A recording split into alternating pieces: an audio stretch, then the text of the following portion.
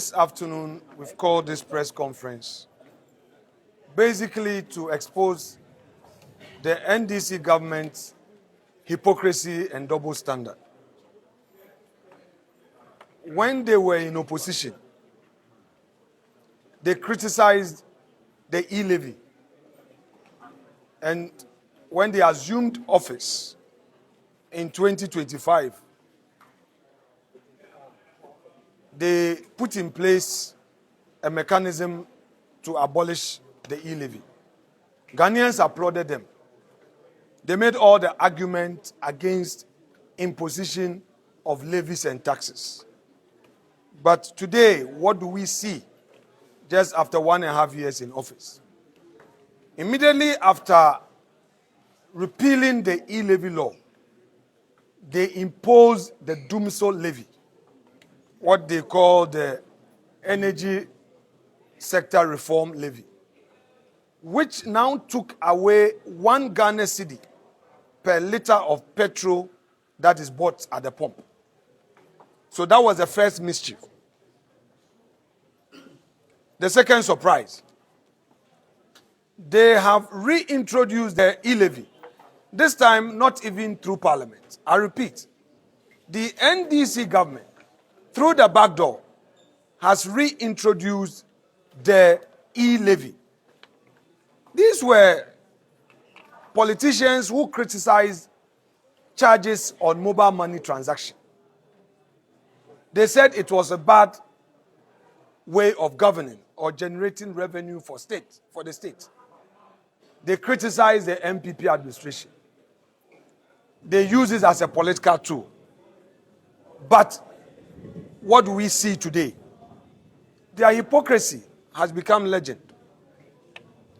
I have in my hand a statement that has just been released by Bank of Ghana after the public had criticized the NDC administration.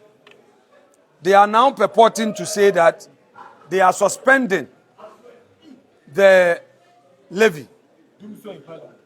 Meanwhile, they had earlier put out a public notice that from 1st of June, transactions from bank account to the wallet would attract a 0.75% Ghana cedi, 0.75% fees on direct wallet to bank transfers. According to them, they are doing this suspension for further consultation. The question is, what is further consultation in this context?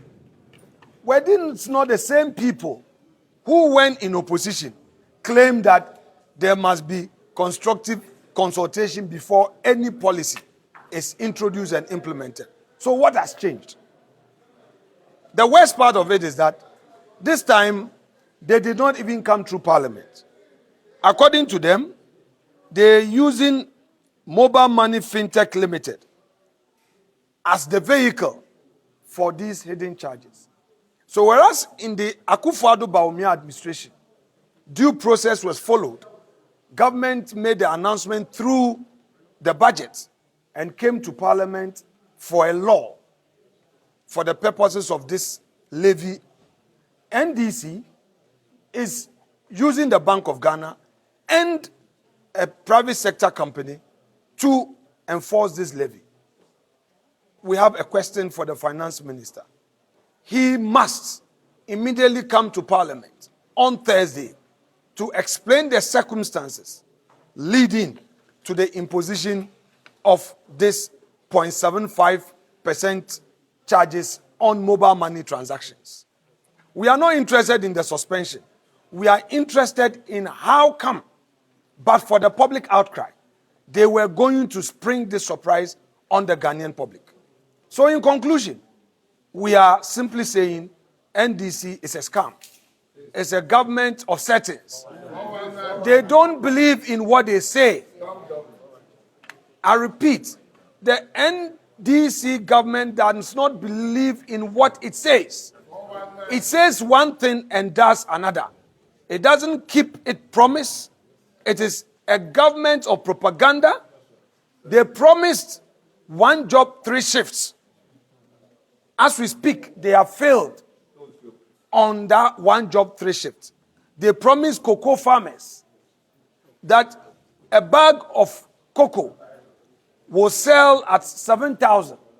They came and they have rather reduced it.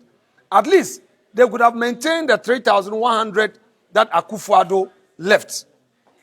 They promised the rice farmer that they were going to have a system to offtake the produce of the rice farmers. As we speak, it is even cheaper to buy imported rice than a locally produced rice. They have lost their policy on agriculture. Maize farmers are complaining, yam farmers are complaining, cocoa farmers are complaining. On electricity, within a year and a half of being in office, they have increased electricity tariffs by almost 30%. Water, 19%. As we speak, we know that Dumso is back. They again do not have a policy in place to absorb our trained teachers and our trained nurses. They give one excuse after the other. When it comes to recruitment into the security services, they know that per their own budget, they can only contain 5,000 recruits. Yet they sold forms to hundreds of thousands of people, and even the 200,000 that qualified for medicals, that they are taking their money, that these student Ruby recruits will be charged for medicals after going through difficult time in this AI, so-called AI aptitude test. They know that the monies that they will be charging, these innocent, unemployed Ghanaian youth will not get their jobs. Yet, a party of propaganda still went ahead. And when we criticized it in Parliament, they now came back and told us they are going to increase it, the numbers to 10,000. Even if you maintain the 10,000, it is not even up to 10%.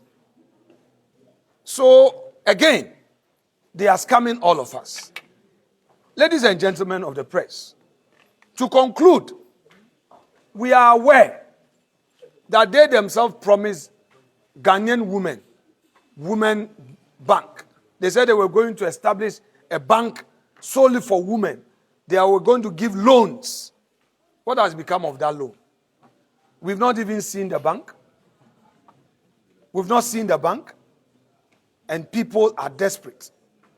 They came and rather dismissed people who were lawfully employed. And more youths are sitting at home because NDC came into office and sacked them. We have several of it. We moved the motion on the floor, and they frustrated the motion because they want to hide this. That is NDC for you. Thank you very much indeed.